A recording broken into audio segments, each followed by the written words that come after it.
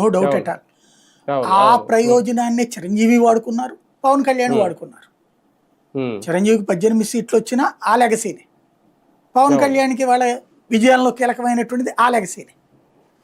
అయితే ఆ కుటుంబము, ఆ రంగ పేరుతో అనేటటువంటి దాన్ని యాక్సెప్ట్ చెయ్యరు వీళ్ళు. అలాగని వ్యతిరేకించరు, ద్వేషించరు.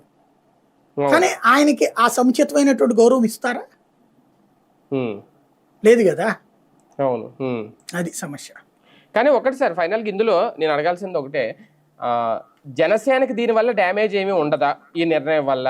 ఎందుకంటే చాలా చోట్ల 21 స్థానాలు మినహాయిస్తే మిగిలిన అన్ని చోట్ల కూడా కాపులందరూ కూడా జనసేనను చూసి టీడీపీకి ఓట్లేసాం, పవన్ కళ్యాణ్ చూసి అనుకున్న టైంలో ఈ అంశం ఇప్పుడు తెర మీదకి తీసుకురావడం, ఒక ఆయన ప్రశ్నిస్తారా లేదా పవన్ కళ్యాణ్ గారు అనేది సెకండరీ. అలా సపోర్ట్ చేసిన వాళ్ళకి ఈ నిర్ణయం ఒక వెన్నుపోటు నిర్ణయంగా అనిపించదా అనుకోరా? ఇప్పుడు రెండు ముక్కలు పవన్ కళ్యాణ్ స్పందిస్తే ఇది తప్పు అంటే కనుక ఇది పవన్తో సంబంధం లేకుండా తెలుగుదేశం చేసినట్టు.